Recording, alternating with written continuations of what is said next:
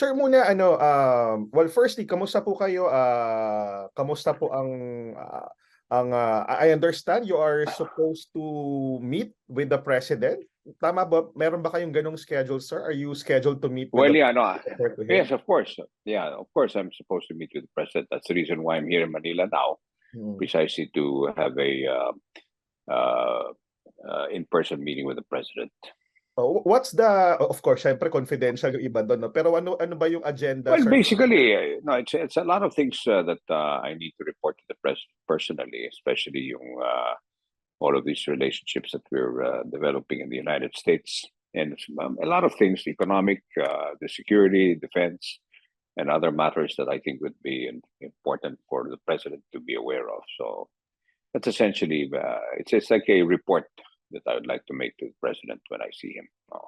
Okay. Meron bang special sir, meron bang urgent matter that you need to convey to him in terms of, the Philippine-US relation? Well, I wouldn't call it urgent, but it's important matters that concerning our relationship with the United States. And since I'm the ambassador, his ambassador to Washington D.C., obviously I'd like to convey to him special messages coming from the White House and also from our friends in the U.S. Congress.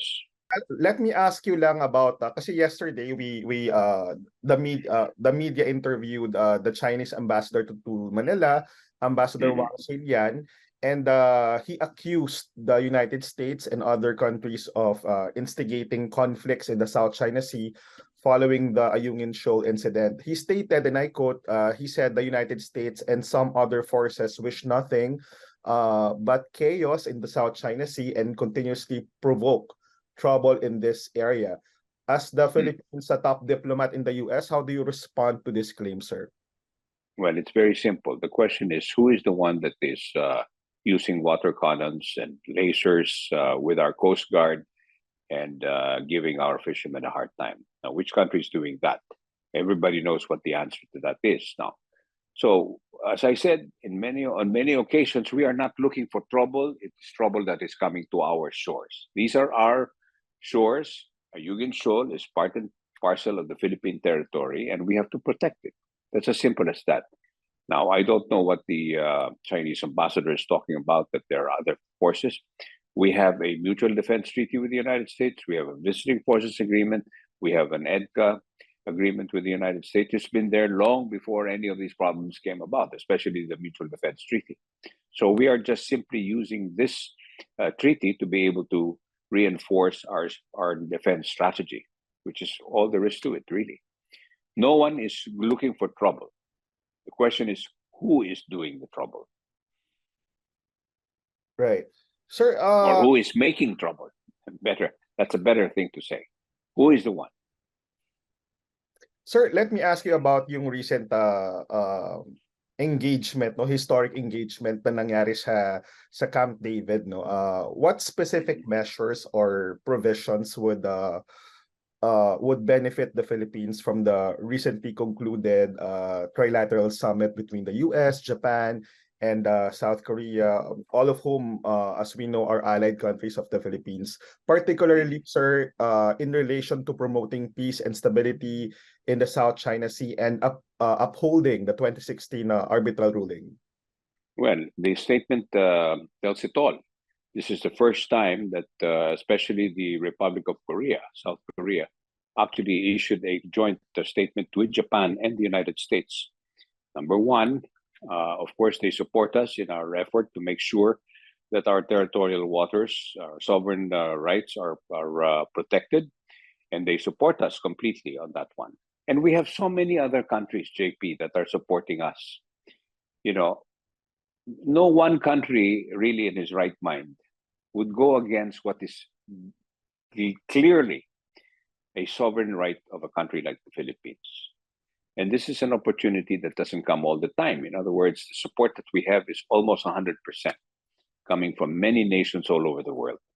And I think the Camp David meeting is just one of the many that we will see in the future that support our effort to make sure that we are respected, our sovereign rights are respected, especially in the South China Sea or the West Philippine Sea. Mm-mm. Sir, the National Security Council, so we talked to the ADG, no, si ADG Malaya. He said that he stated that the joint patrol operations between the US and the Philippines are likely to take place before the end of the year. Sir, can you please provide an update as of today on any significant progress made so far? Well, the United States is prepared, has already prepared the plan as far as the participation of the United States. That's the information that we're just waiting. They are just waiting now for our national defense to give the go signal, or if there's any new conditions or terms of engagement, so to speak, on this joint patrol. But that's not only with the United States. Remember, we're also talking to Japan. We're also talking to South Korea, and now we're even engaging our conversation with Vietnam, who is also a claimant. But at the same time, they would like to be able to resolve issues surrounding this area as peacefully as possible, but working together in making sure that this area remains free from any kind of dominance from any country. Pero sir, yung joint patrol operations with yes, sabi nga we're engaging with talks with other countries, allied countries. Pero yung America at US, kasi ito yung matagal nang inaantay mukha bang mangyayari talaga yan by the end of the year? And ano yon, sir, ano yon, sabay sila maglalayag sa, ano ba yung usapan? Dadaan sila ng West Philippine Sea? Ganun lang ba yun? Ano yun, sir? Sin patrol lang talaga? Well, I think joint patrol really means what it is. It's a joint effort. We have to have side by side working with our allies like the United States and other countries, and to be able to patrol the area, making sure that nobody is harassing any other country as whatever they're supposed to be doing, especially our fishermen, which is really the more important one for us. Alam mo, there are many other issues on what's happening in our area. The environment is being destroyed, and then of course we have a right to the to areas where we will do exploration for oil and gas. Kailangan natin lahat yan and that is ours. And we have been delaying and delaying all of these things. So we need to be able to start moving along those lines on how we can use these resources that we have, because we need it ourselves. And we don't need to ask permission from any country because it is ours. That's all there is to it. Sinabi nga ng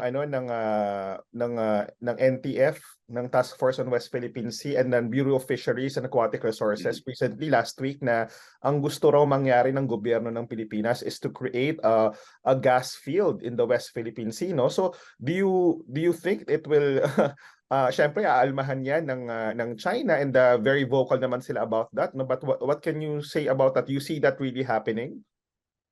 Well, whatever it is that happens, the bottom line is that we have a legal right to all of these areas that is being questioned by a country like China. Now, if they seriously want to be able to talk to us and recognizing the arbitral award and recognizing our territorial waters, then we have something to talk about. But if they keep on pushing us and telling us that it's not yours, it is ours, and we have to ask permission from them, then there's nothing to talk about. That's all there is to it. I have been saying this all along from day one, that we have reached out to them on many occasions, but nothing happened.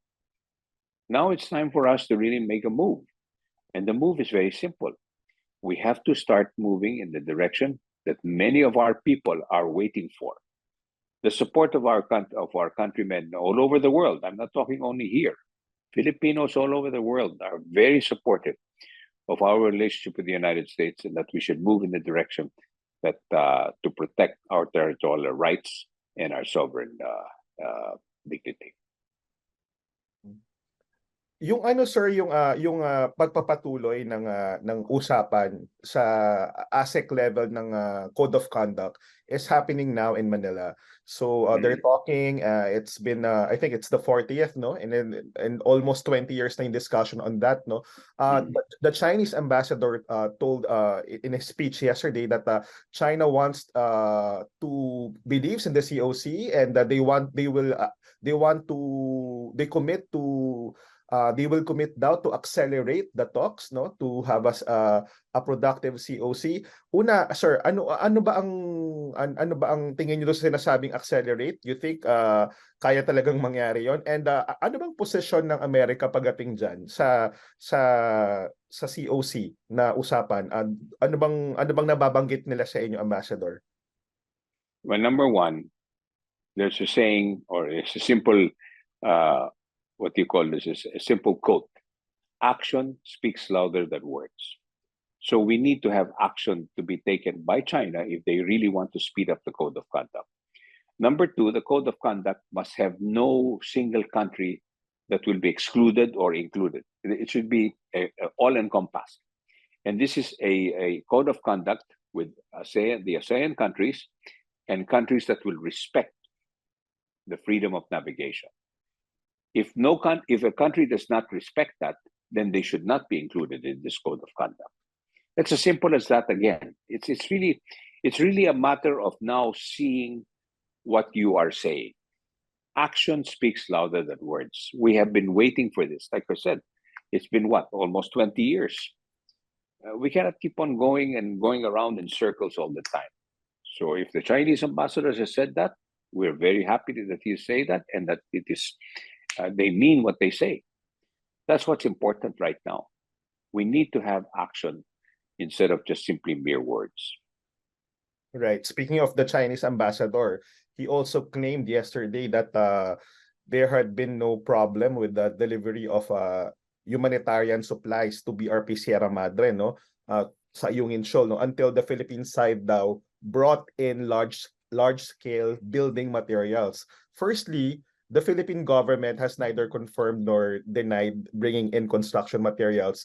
However, if they did, Ambassador, as you know, as a top diplomat sa America and an official of the DFA, does China have the right to question or prevent the Philippines from bringing in or bringing such materials into areas within our EEZ? Technically, no. It's our right. It's like somebody's telling us how to renovate our house. If it's our house, then we have a right to say. Not anyone can tell us how we're going to renovate a particular house. And in our case, we're probably just simply making sure that that ship that is there right now is not going to sink, because it's an older shipwreck, and we're maintaining it because it is we're occupying that area with our Marines there, and that's the reason why we're bringing supplies. Now, if we're bringing material to be able to strengthen it, that is no concern for anyone except ourselves. That's again, that's a simple thing to understand, and no one, any country will, if it is explained that this is what we're doing, they're not going to say, no, you shouldn't be doing that. Isa lang naman ang sasabi sa atin na hindi pwede. Atin yan eh. That is really why the funny part about that we're accepting that kind of language or somebody telling us. We just simply tell them we're doing what we want to do with what it's ours. Mm-mm. Sir, because of your position and the position you hold, and there have been reports of fake news being spread about you, believed to be part of a black propaganda campaign against you.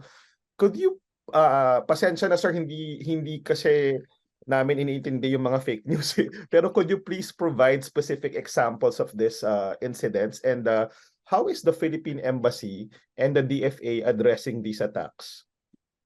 Well, as I mentioned on many interviews, that our really major problem now is cybersecurity. Many of our communication systems, our emails and our telephones and all kinds of communications is now severely compromised. That is the real issue there. I mean, all of this fake news that happens all the time, but the fact that they were able to access that kind of information and copy paste. But there's a lot of technology now that's being used extensively, and all of that fake news is meant to destabilize our country. Now, clearly, they want to get rid of me because I'm supposed to be very effective as ambassador. I'm very flattered that people think that way. But even if it was not me, the ambassador to the United States, it's still the same thing. We will be doing what we're doing right now, strengthening our relationship with a major ally like the United States. Now, I happen to be in the United States right now. I do have a lot of personal friends in Washington, D.C., both from the Republican and the Democratic parties. That is an advantage that perhaps I have. And maybe that's the reason why they feel that they should get rid of me. But I don't think that, I don't think, number one, the appointing officer, which is the president, will listen to that kind of hogwash. What's important is that we are cognizant of the fact that we have a country that is trying to destabilize us, sending information sometimes picked up by some people in media that is definitely and patently false, which is basically defending what is obviously not true. Like, for instance, that the Ayugan Shoal shipwreck was supposed to be removed, but there is no document to show that. They are getting documents that they are now putting together. Like, this is what I'm saying, that they can make things appear as if it's really an official one. And that is where that is my real fear, and the fear that we should all have, is that cybersecurity is going to be the problem of the future. If we do not secure our cyberspace, we have a major problem, because there anything can happen. As you know, drones are now controlled through technology, and drones is a weapon. It can be a weapon of mass destruction. It's being used right now in Ukraine. So this is something that we cannot dismiss anymore. This is very serious to what we are facing right now. And everyone must realize that we have to now band together, making sure that no one country can ever take over our country. And that is what I mean by, if we do not do anything about it, then we will lose a country. But we are doing something about it. That's the good part. President Marcos is well aware of the cyberspace security problem that we have. We're bringing in experts to be able to assess the situation and to be able to protect that. That is number one, and that is a priority of President Marcos. So I think that we can at least take comfort in the fact that he's taking action on something as important as cybersecurity. Mm-mm. And there's been and you know, the false information. You think it's just puro ano lang yan. But you know, false information can also precipitate major problems for us. Like I said, there's technology that can now get into your telephone, and a message can go to your phone that it comes, let's say, from me to you, JP, that we have declared war, but it didn't come from me. And then you'll start announcing it, and everybody will start panicking. Yung mga ganyan. These are things that we really have to think about, really. And this is very, very, very serious. I cannot overemphasize how important it is that all of us now have to be aware of this kind of situation that we have, and that we all have to work together. Now, if there are other people in our country that are doing something that is obviously not good for our national interest, then we have to do something about that. We cannot allow them to just continue to do that. In other words, hindi pwede yung mga ibang kababayan natin ay sumasama sa kaaway natin. Hindi tayo papayag yan. Opo. Ang nasa likod ba ng mga threat sa cybersecurity nito ay isang bansang malaki? Well, alam mo, the cybersecurity problem, like Russia, for instance, was able to do something in the United States. Yung kanilang power plant. I think, if I'm not quite, I already. This happened not too long ago. They were able to penetrate the power plant, or something that was supplying power to a large part of the United States. That was worrisome for the United States. At tayo, we're vulnerable to that. They can, if our technology is the kind of technology that it can easily penetrate, like a simple thing like, or not even simple, if they can penetrate into our skies using technology, they can direct an aircraft to crash into, let's say, a highly populated area in Quezon City. Pwede mangyari yan. Ganyan kaseryoso yung problema natin sa cybersecurity. It is something that we cannot just simply ignore. It is something that we have to really work on. And any country that has the technology to be able to do that, and we know there is, then we really are in trouble. And that's why, as I said, we are now working with like-minded countries to secure our cyberspace. Okay. Ambassador, may just briefly shift to another topic that I'm sure you are aware din. The Migrant Worker Secretary Susan Ople has sadly recently passed on. Do you have any message to the family, or would you like to describe her if you had the chance to work with her? Well, I only had a brief time with the late Secretary Ople.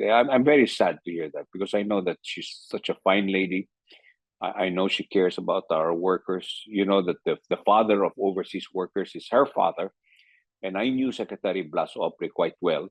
I spent quite a lot of time with him when I was a news reporter, and I had a very high respect for Secretary Blas Ople, who died when he was Secretary of Foreign Affairs. So this family, the Ople family, is a family that really loves workers. They started. Secretary Ople was the brains behind the overseas workers, to protect our overseas workers. It became such a large industry in a way, but also making sure to protect our workers whenever they're deployed abroad. And we've been able to move that forward. And of course, being the first Secretary of Migrant Workers, the Secretary Susan Ople was a perfect match. It was a perfect appointment made by President Marcos. And it's really sad that she passed away, and I really wish the family or give them my deepest sympathy. And I hope that we find somebody that can try to fill in her shoes, and her father's shoes also. Opo. Oo sir, last na lang before I let you go, sir, yung I know, we know that it is nag-decide ata ang Amerika at Pilipinas na hindi na to diplomatic issue or matter, no, pero yung sa Smithsonian, are there any updates to that? I'm sure kasi since you are in Washington DC, sir, I mean yan yung Philippine office natin. Ano bang significant update doon as of today? Meron bang naka-schedule ng may timeline na ba on how to bring the remains or the part of that yung pinag-uusapan po? Yeah. Yes. Well, we actually are waiting for word from our national museum. I think, if I'm not mistaken, I senior moments, I forgot the name of the person that we're talking to.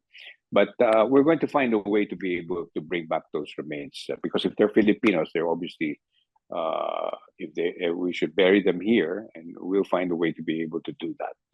Hopefully, we can resolve it in the quickest way possible. Ganun na ngayon yung no, sir, no, binabalik nila, no, yung mga ganung klaseng what does it say? Well, Ang meaning nun yung pagbalik? Well, alam mo, what happened in the past is already tapos na yon. We know the origin of what happened during those times, where they used some of these corpses to do scientific research of some sort.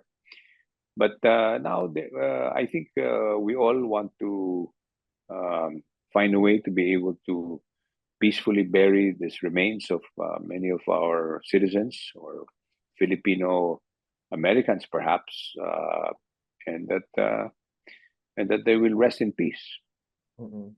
Sir, any last words? How would you like to end this conversation? Message dun sa mga sa cyber attack sa atin, at kung meron mang nang-hack ng mga email mo or phone, may ganun ba, anong mensahe nyo? Well, ako, para sa akin, I'm just hoping that all our citizens will be aware of what's happening to our country. We have to all band together because this is the biggest challenge we ever faced in many years, perhaps decades. The last one was, of course, World War II, which you were not even born yet, and we don't want any country to be able to dominate or to take to occupy our country, and we have to be careful with the kind of news that's being spread sometimes through the telephone and everything. We cannot believe it anymore. We cannot take it hook, line, and sinker, because it's not funny anymore when they're able to manipulate and put stories or something. Me, I'm prepared for that because I'm a public official, so a lot of these things can happen. I'm prepared to take whatever it is, even if it is attack on my integrity and my reputation. I'm willing to face up to it because I want to serve our country. And for as long as the president wants me to stay in Washington, D.C., I'll do everything and anything to be able to protect the interests of our country, because I don't want to lose a country. That's as simple as that. I want to live here when all is said and done, and I'm going to die in the Philippines. I've had opportunities to live abroad many, many times, but I'm not going to give up on one thing. This is my country, our country, and we will do everything to protect it with our own, with our lives. And that is my feeling, and I hope that many Filipinos feel the same way. And I know they do. Even Filipino Americans who are already comfortable in the United States, they love our country. They want to help in any way they can. Mahal nila itong bayan natin eh. You know, as my father used to say, there is only one Philippines. Isa lang itong bayan natin. We should take care of it. And we should not allow any one country to push us around. Opo. Ambassador, thank you for your time as always.